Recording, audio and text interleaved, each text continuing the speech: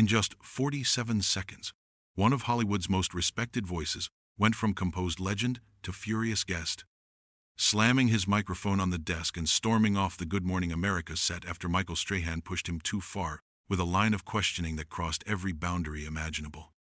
What started as a conversation about Freeman's new documentary turned into an absolute explosion when Strahan decided to bring up controversies that had nothing to do with why Freeman was even there, leading to a verbal battle that left the entire studio in shocked silence. Before we get into this absolute chaos, make sure you subscribe to this channel. We bring you daily videos exposing Hollywood's darkest scandals, the confrontations they don't want you to see, and the moments that reveal who these people really are behind the cameras. The cameras were rolling live as Morgan Freeman walked onto the Good Morning America set, dressed in his signature style, calm and collected as always. He settled into the chair across from Michael Strahan, exchanging pleasantries as the crew made final adjustments. Freeman was there to discuss his latest documentary project about climate change and indigenous communities, a passion project he had spent 3 years working on. The energy seemed positive at first, with Strahan welcoming him warmly and thanking him for coming on the show. "Morgan, it's great to have you here," Strahan said with his trademark smile. "I've been looking forward to this conversation." Freeman nodded, his deep voice filling the studio. "Happy to be here, Michael. Always good to talk about work that matters." Strahan leaned forward, his notes spread out on the desk in front of him. "So, this documentary, you've really put your heart into this one. 3 years of filming across 6 continents. What drove you to take on such a massive project?" Freeman's eyes lit up as he began explaining the journey, talking about the communities he met, the stories that needed to be told, and the urgent message about environmental destruction that the world needed to hear.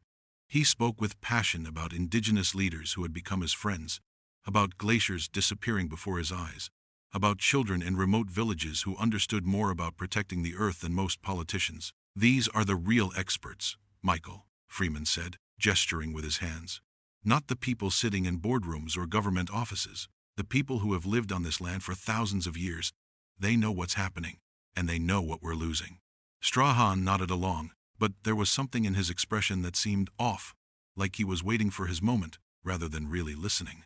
Freeman continued talking, describing a particularly moving scene in the documentary, where an elder from the Amazon shared a prophecy about the Earth's future.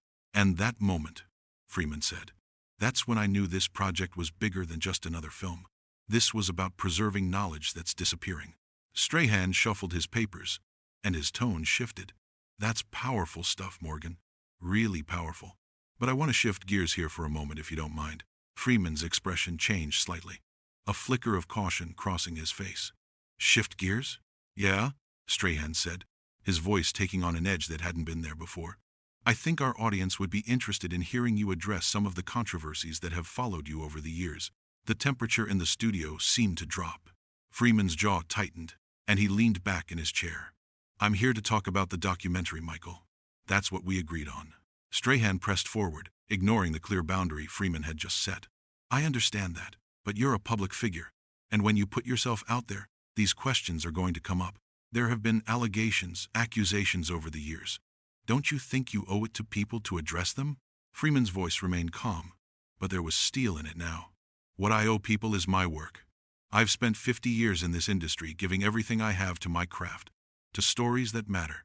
That's what I owe. But these allegations," Strahan continued, leaning forward like a prosecutor, "they don't just go away because you ignore them. People want answers. People want to tear down anyone who's achieved something." Freeman shot back, his voice rising slightly. "That's what people want, Michael. They want to see someone fall. Is that what this is? Is that what you want?" Strahan held up his hands in a gesture that came across as condescending rather than calming. "I'm just asking the questions that are on everyone's mind, Morgan. That's my job." "Your job," Freeman said, pointing a finger across the desk, "was to talk about a documentary that could actually make a difference in this world. Your job was to have a conversation about something meaningful. Instead, you're doing what every other tabloid journalist does. You're going for the cheap shot." The crew members exchanged nervous glances. This was live television, and things were spiraling fast. Strahan's producer could be seen off-camera making urgent hand gestures, but Strahan waved them off. "I don't think asking you to be accountable is a cheap shot," Strahan said, his voice getting louder. I think it's called journalism. Freeman laughed, but there was no humor in it. Journalism? You think ambushing someone on live television is journalism? You think bringing up gossip and rumor without context, without fairness, that's journalism? It's not gossip if it's been reported by credible sources, Strahan fired back. Credible sources, Freeman repeated, shaking his head. And who decides what's credible, Michael? You? The same media that builds people up just to tear them down? The same media that doesn't care about truth? Just about clicks and ratings? Strahan's face was reddening now, his composure starting to crack. I care about truth, Morgan. And I care about holding powerful men accountable for their actions. Powerful men, Freeman said, his voice dripping with sarcasm. That's what this is about. You've decided I'm guilty of something, so now you're going to play judge and jury on your morning talk show. Is that it? I haven't decided anything, Strahan insisted. I'm giving you a platform to tell your side. Freeman leaned forward, his eyes locked on Strahan's. I don't need your platform, Michael. And I damn sure don't need your permission to tell my side of anything. What I need is for you to show some basic human decency and respect the boundaries that were set before I came on this show. Boundaries? Strahan scoffed. You want to come on television, promote your project, get all the benefits of publicity, but you don't want to answer tough questions? That's not how it works. Tough questions. Freeman repeated slowly, as if tasting the words. You want to ask tough questions? Ask me tough questions about the documentary. Ask me about the challenges of filming in remote locations. Ask me about the political obstacles we faced, the death threats we received for telling these stories. Ask me something that requires thought, not just scandal. Strahan wasn't backing down. I think questions about character matter, Morgan. I think if someone is going to lecture the world about what's right and wrong, about saving the planet and protecting communities, then they better be able to answer questions about their own behavior. That was the breaking point. Freeman's hands gripped the arms of his chair, his knuckles whitening. My behavior? You want to talk about behavior, Michael? Let's talk about the behavior of ambushing a guest with accusations that have been investigated and found to have no merit. Let's talk about the behavior of sacrificing integrity for ratings. Let's talk about the behavior of a host who would rather play gotcha than have a real conversation. I'm not playing gotcha, Strahan said, but his voice lacked conviction now. The hell you're not. Freeman shot back, his famous voice booming through the studio. This whole thing was a setup from the beginning. You never intended to talk about the documentary. You brought me here to do this, to create this moment, to get your viral clip for social media. Strahan stood up from his chair, a defensive move that only escalated the tension. That's not true, and you know it. Freeman stood up as well, now towering over the desk between them. What I know is that I've been in this business long enough to recognize a hit job when I see one. What I know is that you just burned any credibility you had as a journalist. What I know is that this conversation is over. We're not done here, Strahan said, his voice sharp. Yes, we are, Freeman replied, reaching for the microphone clipped to his lapel. Strahan moved around the desk, getting closer. You don't get to just walk away, Morgan. You don't get to dodge accountability. Freeman's eyes flashed with anger. Accountability? You want to talk about accountability? How about you being accountable for this train wreck of an interview? How about you being accountable for wasting everyone's time, including all the people watching at home who might have actually learned something today? The studio had gone completely silent except for their voices. Even the cameras seemed to be holding their breath, capturing every second of the confrontation. Strahan pointed at Freeman, his finger jabbing the air. You're a coward. That's what this is. You can't handle being challenged, so you throw a fit and run away. Freeman's expression went cold. A coward? I've faced more challenges in my life than you could possibly understand, Michael. I've worked harder, sacrificed more, and contributed more to this world than you ever will. But I won't stand here and be disrespected by someone who clearly has no idea what real journalism looks like. Real journalism is asking questions people don't want to answer, Strahan insisted. No, Freeman said firmly. Real journalism is seeking truth, providing context, giving people a fair chance to respond. Real journalism isn't about creating conflict for entertainment. That's not journalism. That's exploitation. Strahan's producer was now on the stage, trying to intervene, but Strahan brushed past them. You want to make me the villain here? Fine. But everyone watching knows what you're doing. You're deflecting. Freeman laughed again, a sound full of disbelief. Deflecting? I came here to talk about a project that could actually help people understand one of the most important issues facing humanity. You're the one who deflected, Michael. You're the one who turned this into something ugly. I turned it into something real, Strahan countered. You turned it into a circus, Freeman said, pulling the microphone from his lapel and dropping it on the chair. And I'm not going to be part of it anymore. Strahan stepped in front of Freeman, blocking his path to the exit. So that's it? You're just going to walk out? Get out of my way, Michael, Freeman said, his voice low and dangerous. Or what? Strahan challenged. You're going to do what, exactly? The standoff lasted only seconds, but it felt like an eternity to everyone watching. Freeman's eyes never left Strahan's face, and the intensity between them was like electricity in the air. I'm going to walk out of here with my dignity intact, Freeman finally said, which is more than you'll be able to say when this is all over. He moved to step around Strahan, but the host grabbed his arm. It was a reflex more than anything, but it was the worst move Strahan could have made. Freeman looked down at the hand on his arm, then back up at Strahan's face, his expression incredulous. Take your hand off me, Freeman said quietly. Strahan seemed to realize his mistake and let go immediately, but the damage was done. Freeman shook his head slowly, looking at Strahan with something close to pity now. You have no idea what you just did, Freeman said. You have no idea what you threw away for this moment. You had a chance to have a meaningful conversation, to actually contribute something positive to the world. Instead, you chose this. I chose to do my job, Strahan said weakly. Your job? Freeman repeated, his voice heavy with disappointment. If this is your job, Michael, then you need a new profession. Because this isn't journalism. This isn't even entertainment. This is just sad. He walked past Strahan, heading for the studio exit. The cameras followed him, capturing every step. Strahan called after him, his voice desperate now. Morgan, come back. Let's finish this conversation like adults. Freeman stopped and turned around one last time, and when he spoke, his words carried the weight of his decades in the industry, the authority of someone who had earned his place in history. I've been an adult my entire career, Michael. I've conducted myself with professionalism and respect, even when I didn't receive it in return. I've answered questions, faced criticism, and kept working because that's what professionals do.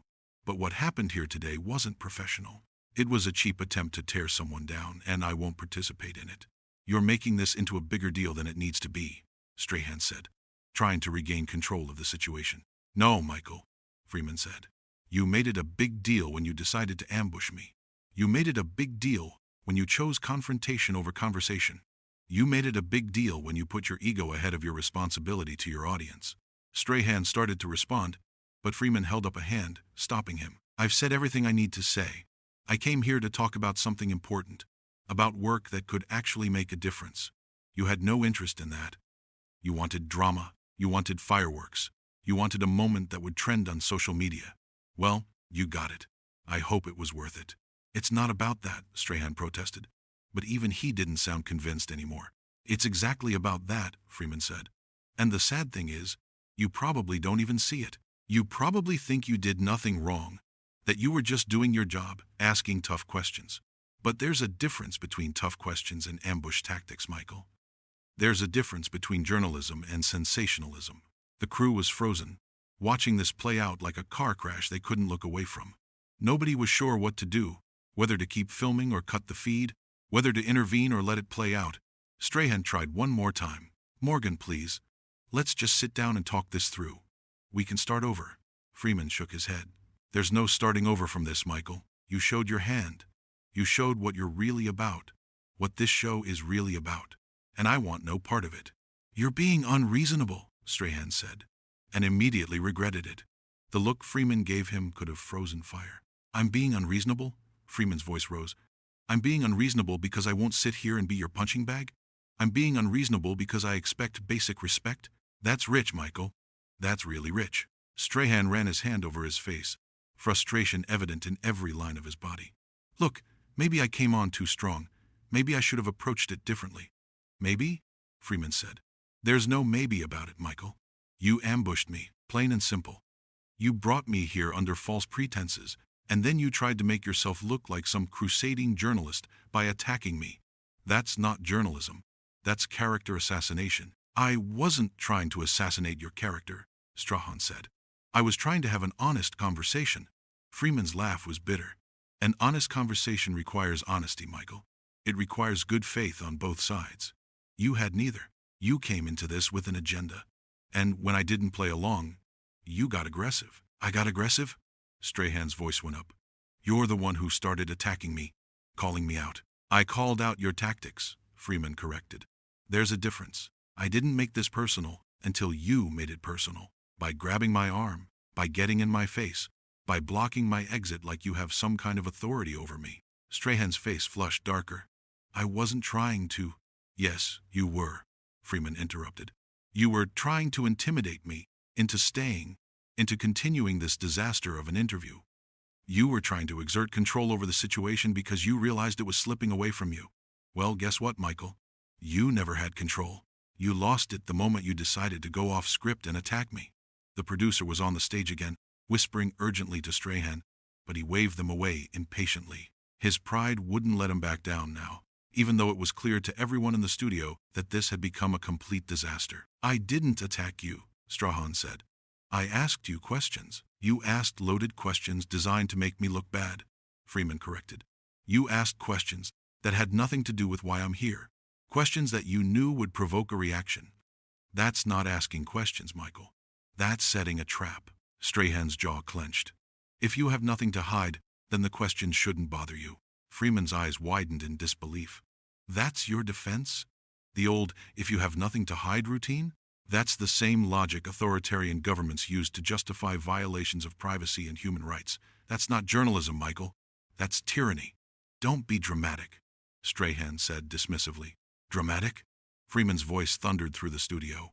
You grab my arm on live television, you block my exit, you ambush me with accusations, and I'm being dramatic for calling it out? Who the hell do you think you are? The raw anger in Freeman's voice made everyone in the studio take a step back. This wasn't the calm, measured Morgan Freeman that audiences knew from movies. This was a man who had been pushed past his breaking point, a man who had had enough. Strahan seemed to shrink slightly under the force of Freeman's fury.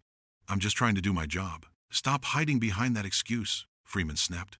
Your job is to inform people, to educate them, to provide value to your audience. Your job is not to tear people down for ratings. Your job is not to create conflict where none needs to exist. Your job is not to ambush guests and then act surprised when they push back. You're twisting everything, Strahan said, his voice rising defensively. I'm not twisting anything, Freeman said. I'm stating facts. Fact. You brought me here to discuss a documentary. Fact. You immediately veered off into personal attacks. Fact. When I objected, you doubled down. Fact. When I tried to leave, you physically blocked me and grabbed my arm. Those are the facts, Michael. There's no twisting necessary. Strahan looked around the studio, as if hoping someone would step in and save him from this confrontation. But everyone was staying well back, letting this play out however it was going to play out. Look, Strahan said, his voice strained. Maybe we both got heated. Maybe we both said things we shouldn't have. Can we just… No, Freeman cut him off. We can't just anything. This isn't something we smooth over with a handshake and a smile for the cameras.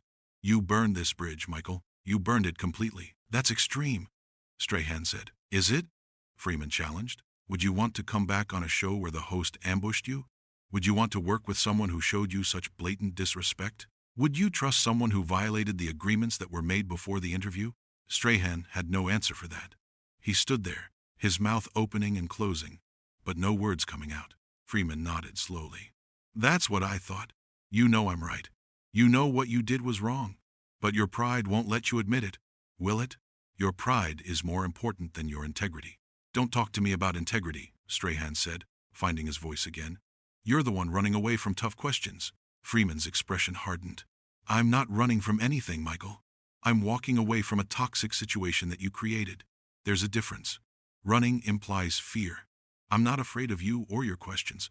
I'm disgusted by your tactics. The word disgusted hung in the air like a slap. Strahan's face went through several emotions: anger, hurt, defensiveness before settling on cold fury. Fine, Strahan said. Walk away then. Run away. Show everyone what you're really made of. Freeman smiled, but it didn't reach his eyes. What I'm really made of? Michael, I've spent 5 decades proving what I'm made of. I've worked through racism, through poverty, through every obstacle this industry could throw at me. I've earned everything I have, And I've done it with dignity and professionalism. What have you done except ride the wave of fame and forget where you came from?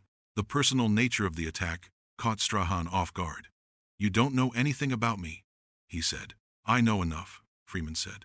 I know that someone gave you this platform, this opportunity, and you're wasting it on trash television. I know that you could be using your influence to actually make a difference, but instead you're playing tabloid reporter. I know that you'll look back on this moment someday and realize what you lost. I'm not losing anything, Strahan insisted. You already lost, Freeman said quietly. You lost respect. You lost credibility. You lost the opportunity to have a real conversation with someone who's lived a real life. You lost all of that the moment you decided to turn this into an attack. He turned toward the exit again, and this time Strahan didn't try to stop him, but he couldn't let Freeman have the last word. Good riddance, Strahan called out. We don't need guests who can't handle real questions. Freeman stopped at the studio door and turned back one final time. When he spoke, his voice was calm again, but filled with a sadness that was somehow more cutting than his anger had been. Real questions, he repeated softly. Michael, I've answered real questions my entire career. Questions about my craft, my choices, my life. I've sat through hundreds of interviews, some tough, some easy, all of them conducted with basic human respect. What you did today wasn't real questions. It was an attack disguised as journalism, and the truly sad part is that you'll probably never understand the difference. He pushed through the studio door and was gone, leaving behind a stunned crew, a shell-shocked host, and cameras that had captured every single moment of the most explosive morning television confrontation anyone could remember. Strahan stood there in the middle of his set, his chest heaving, his face a mixture of anger and something that might have been shame, as the reality of what had just happened began to sink in. The weight of the silence in the studio was crushing. Someone finally called to cut the cameras, and as the red recording lights blinked off, Michael Strahan sank into his chair, staring at the empty seat where Morgan Freeman had been just minutes before, knowing that this morning would define his career in ways he never intended.